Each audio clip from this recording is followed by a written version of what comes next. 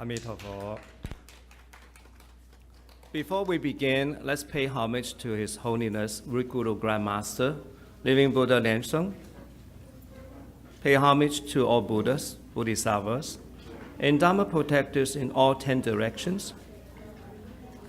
And pay homage to Buddhas, Dharma, and Sangha. Here I pray for empowerment for today so that I can share His Holiness Living Buddha's teaching with good, virtuous intention, and may all sentient beings benefit from the ocean of wisdom, from the teaching of His Holiness, Root Guru, Grand Master, Living Buddha Lensung. His Holiness Grand Master, Sumo Tenzin Gyatso Rinpoche, all masters, senior reverends, Dharma instructors, Dharma assistants, directors of temples and chapters, honored guests, and all disciples here, and those who are watching via internet.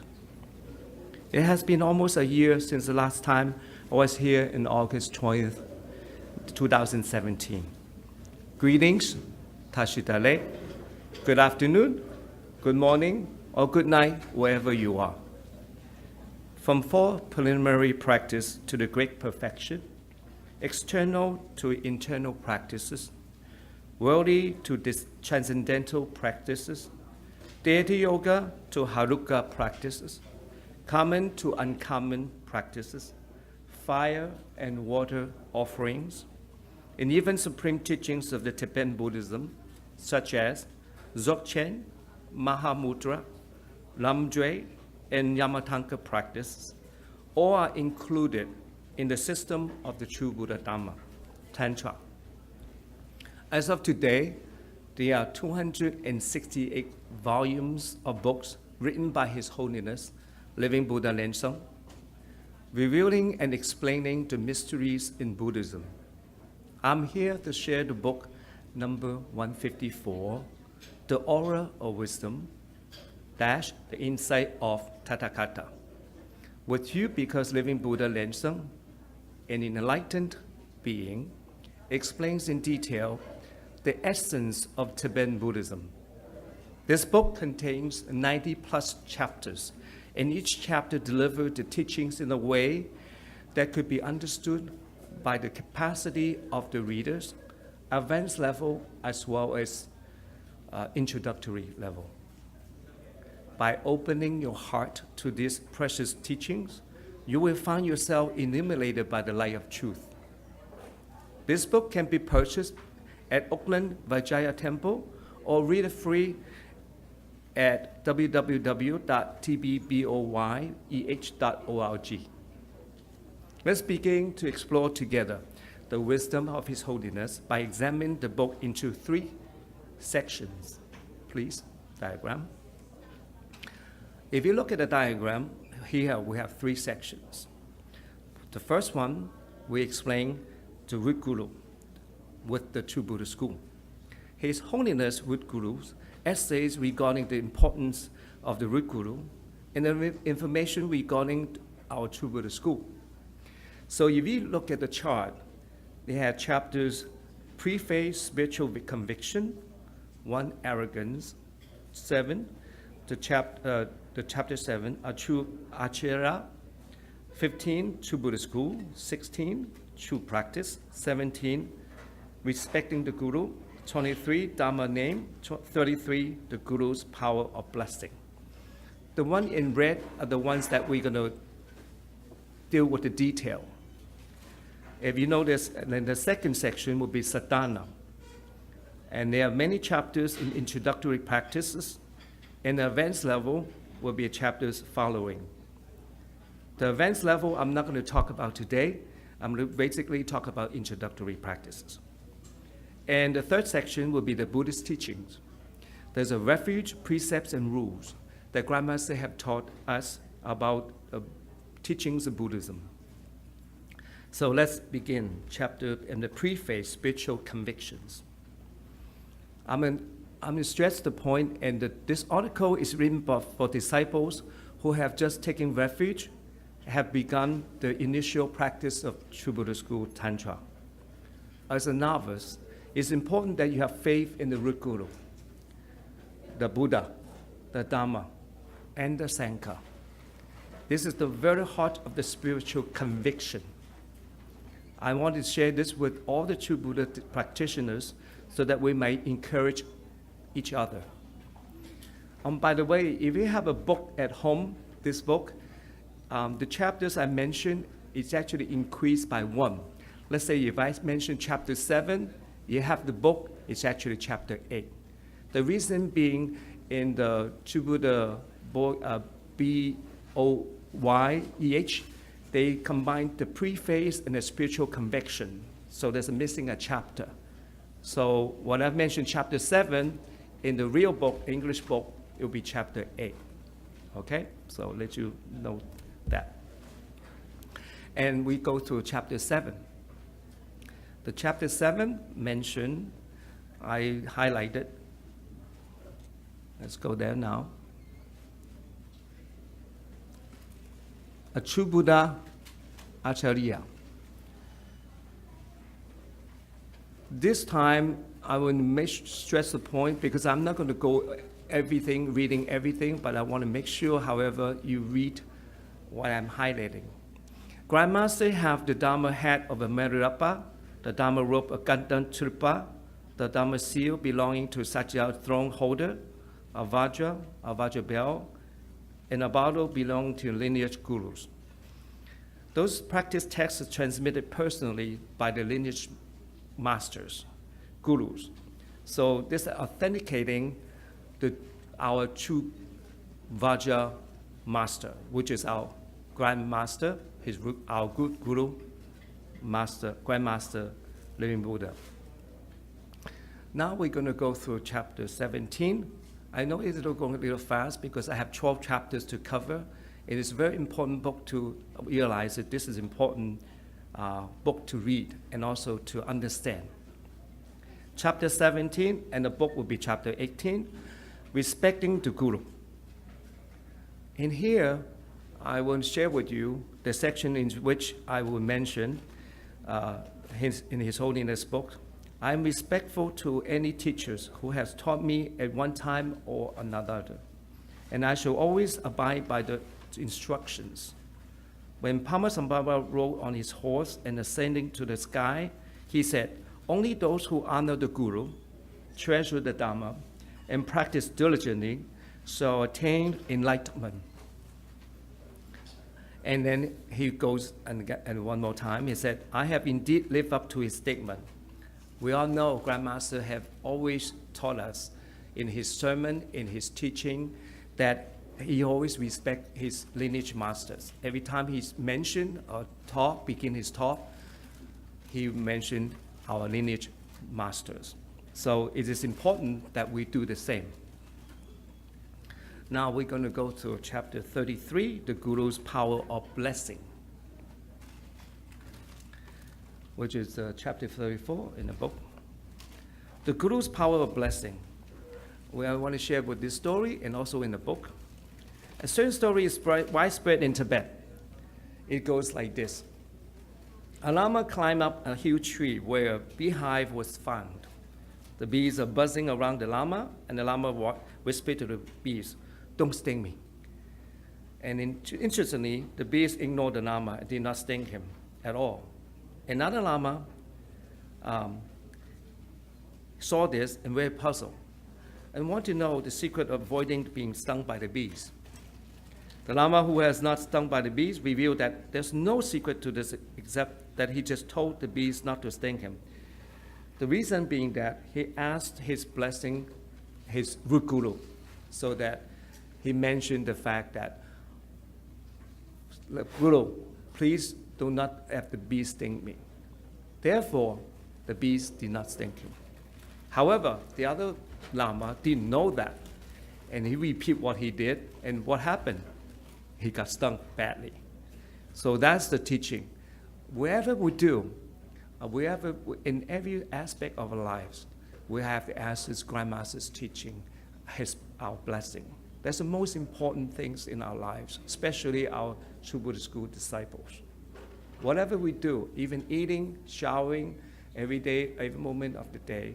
When we ask His blessing, He always will be with us. When your heart with us, and always be with us. And that's the teaching, the most important teaching of all. Now, the sadhana.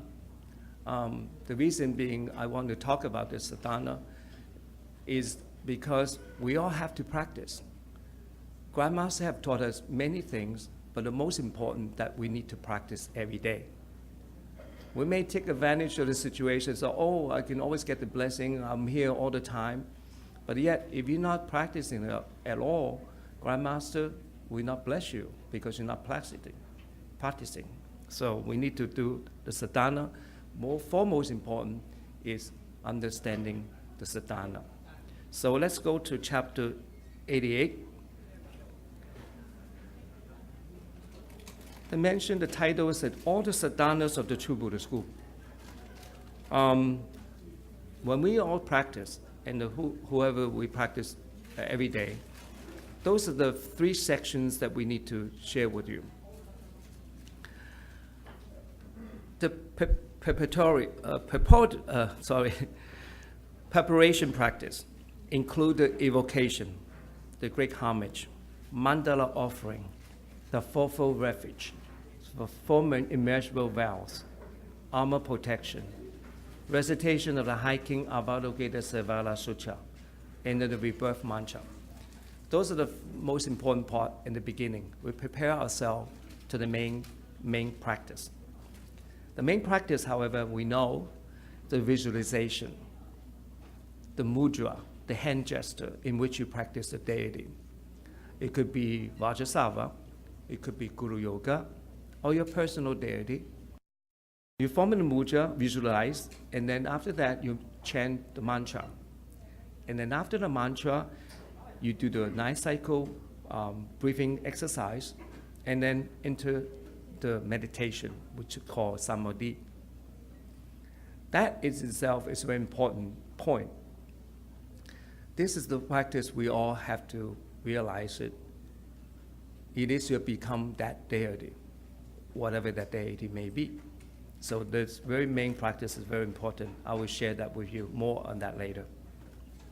And then the concluding practice include the verses of praise, prayers, repentance.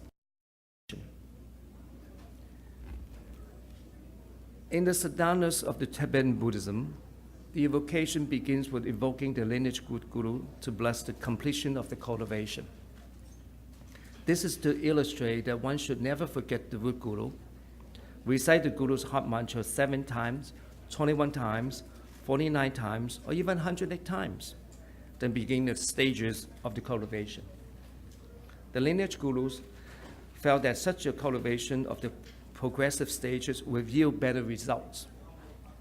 I would like to personally emphasize to all True Buddha School disciples, you must focus and take great care to experience the process of visualization, mantra recitation, mudra, and the instruction in every stage of the sadhana. Put your heart into ensuring the sadhana is practiced to perfection.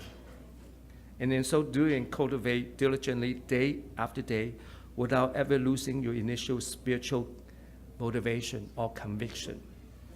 We can do gung-ho in the beginning, and then we get lazy, and then we eventually do not practice at all. I know that a lot of people like that, and unfortunately, we're here to hopefully encourage one another not to do that, and that's the reason I want to share that book with you. And then the next chapter I want to share with you is the importance of the 4 preliminary practice. In the Grandmaster's books, chapter 46, in the internet, in the Boyer, and also in the book 47, it mentioned the importance of the 4 preliminary practices. Grandmaster was asked once, what is the most important practice? He answered, the 4 preliminary practices. He says, why? Because 4 preliminary practice is the foundation of Vajrayana Buddhism. If the foundation is weak, all cultivation is simply like building castle in the air. When we begin our cultivation of the Vajrayana practice, we must first build the foundation. As preparation for the ground of cultivation, see indeed, hence we must do these preliminary practices. A lot of people say, oh, I got the Haruka empowerment. It go immediately to the practice without even do the 100-syllable mantra. So I would advise, and then also from experience, I have taken refuge since 1993. And to this day, I'm still practicing preliminary practice. And Guru Yoga, of course. I just want to share that with you. And then once you perfect that, I think you're all set. That's what my grandmaster have said many, many times. The preliminary practice are each in bed with the profound significance. And he included, one, the fourfold refuge. Why fourfold refuge? Because we have to take refuge in His Holiness, the Root Guru. That's first, most important. Second, the Buddha, the founder of Buddhism, Shakyamuni Buddha, and all the Buddhas in the past, present, and future. And then the Dharma, of course, the teaching of Buddha. And then finally, last but not least, the Sangha, the group, the monks, past, present, and future, monks and nuns, masters, reverends, whoever have renunciated. Without them, without us, we wouldn't even propagating the Dharma, teaching the Dharma, the teaching. So the fourfold refuge is very important that we do that all the time. The mindfulness of that we have relied upon Guru, Buddha, Dharma, and Sangha. Rely on them so that we can be better person and also to better in our practice. Have faith, that's important, the most important, faith. I will mention that later on in our speech. So, again, I mentioned that, and I'm going to go to chapter 63. One mantra, one practice, and one personal deity. I understand that Grandmaster every week has different deities because Grandmaster has all the oceans of wisdom, all the Dharma in his teaching. However, as any one of us know that we cannot feasibly or possibly to practice all the deities in all in completion. So this is a very important chapter for those who want a lot, but do not, want to continue to practice and feel no results. And chapter 63 in the internet and the 64 in the book is a true Buddha. As a true Buddha practitioner, we must remember that we need to complete the required amount of recitation of the Guru mantra, hopefully 8 million times, the mantra of personal deity, and the mantra of the protector. Those are the three roots that I mentioned last year. I'm sure you have heard many times. Those are three important deities. Your personal, the Guru, which is the power of all, and the deity, and your protector. When you achieve spiritual resonance with the Root Guru Yoga, you're not far from achieving a spiritual resonance or response, in other words, through the personal deity yoga and the protector practice. This is because when we achieve spiritual resonance with your Guru, your personal deity and the protectors will eventually or naturally come along and give us the blessing. And that's the most important. I think I want to share that with you.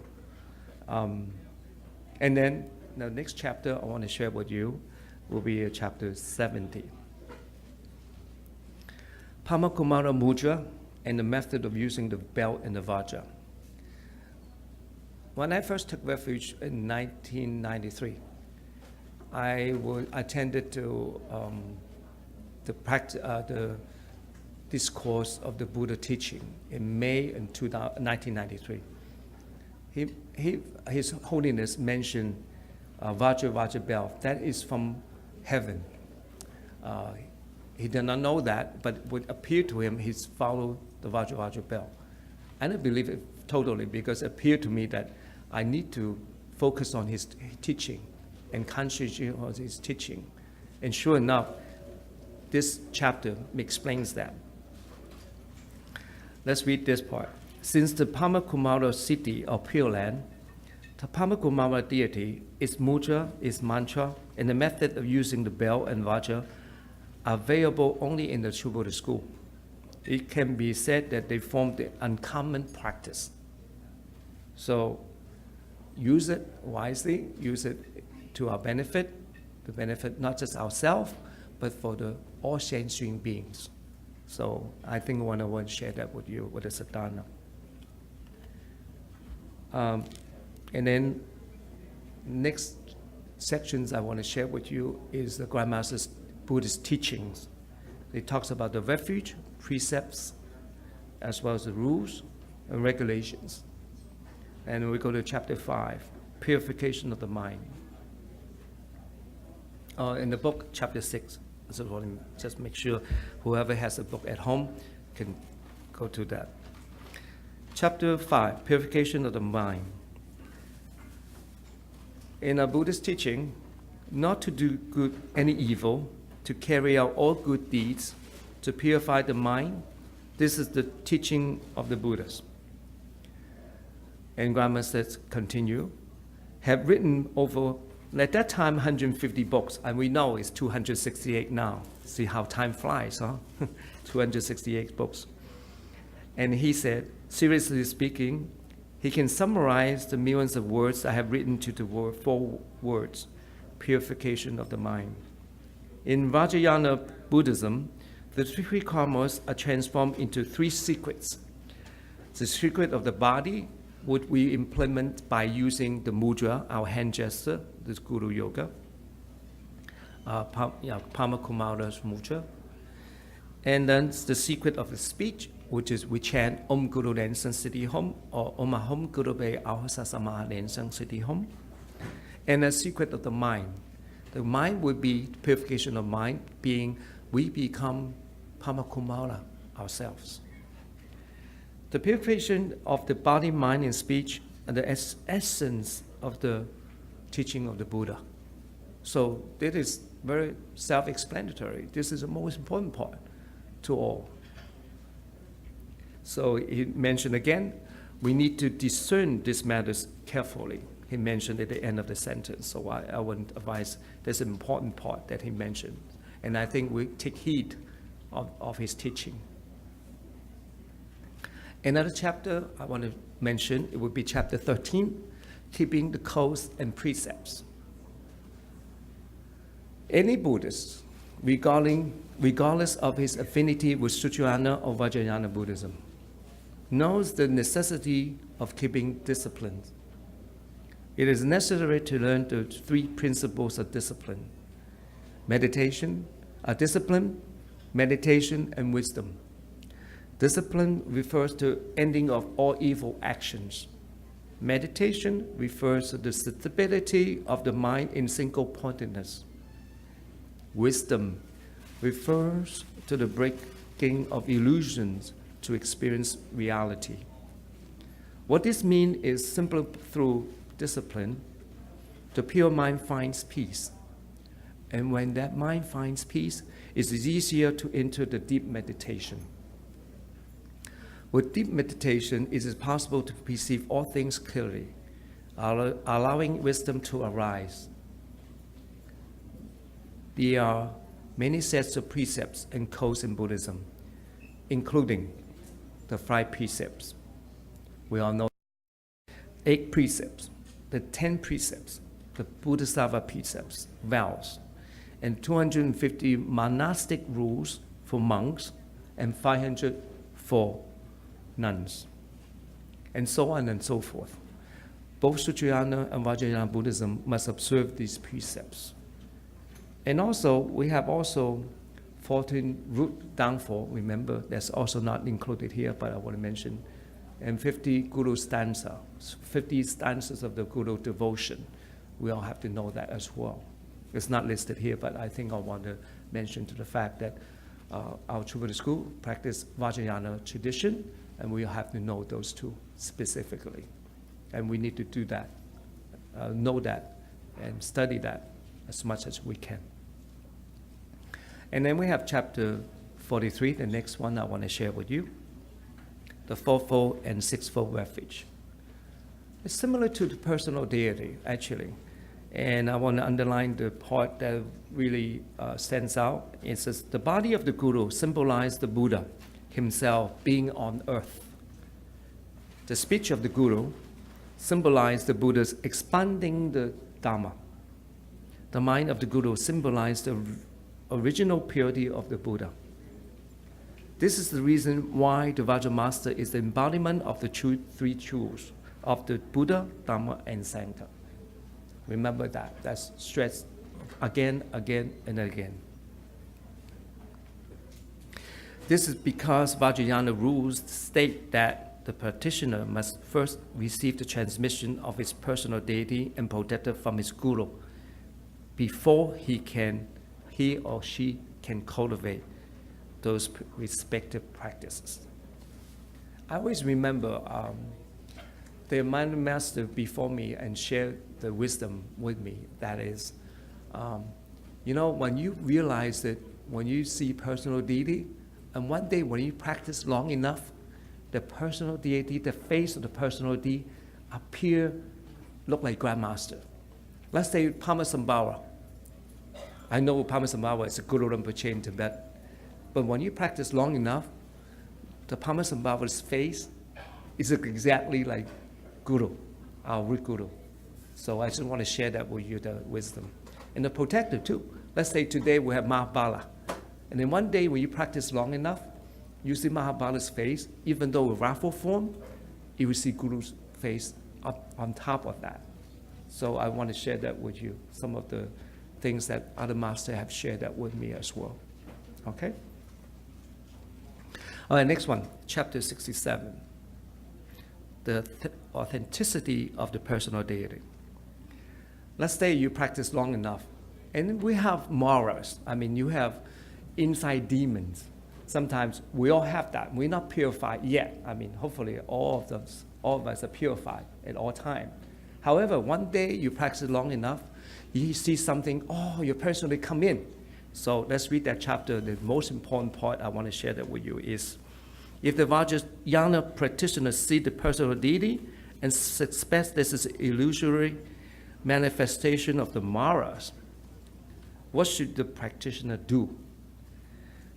So Grandmaster teaches us here, how to resolve this. He said, when the personal deity appears and the practitioner is unsure of its authenticity, he or she may recite the root Guru's mantra 3 times. Om Guru Lensa Siddham, Om Guru Lensa Siddham, Om Guru Lensa Siddham. So, if the personal deity appears brighter and more vivid, this is the true personal deity appear in front of you. And you should continue practice without any moral. And then, however, if it's not, then that is illusory. It's not authentic. So just be careful on that. Just want to share that with you. So, very fast. I'm going very fast. I hope it's not too fast for you. But I'm prepared for this speech, so I'm focused and prepared for you, and you don't have to go through. And again, there are many chapters. There are 90 chapters. They're introductory. I'm going to mention introductory level. I'm not going to mention any advanced level, as like Landikish or whatever, Yatam. I'm not going to mention those, in fact. That's because it's an introductory course. And there's something different people, different advanced levels. So I'm just barely mentioning the introductory courses with you today. These are the chapters I'm sharing with you today. Thanks for your kindness and patience. And all the merits come from His Holiness. We are from His source, from Him. Our inner sanctuary, our power, all from His Holiness, Root Guru, Grandmaster, Living Buddha Lensang. You have been a great group of audience. For those who have not taken refuge, either in the internet or anywhere, I'm sure everybody's taking refuge here. If you haven't, please do by all means. Taking refuge means to accept guidance, reliance, and deliverance. The heart of taking refuge lies in one word, faith. Faith is the beginning of all endeavors. Just as the saying goes, faith is the basis of the path, the mother of virtues, nourishing and growing in all good ways, cutting away the net of doubts and ignorance, revealing the unsurpassed world to enlightenment.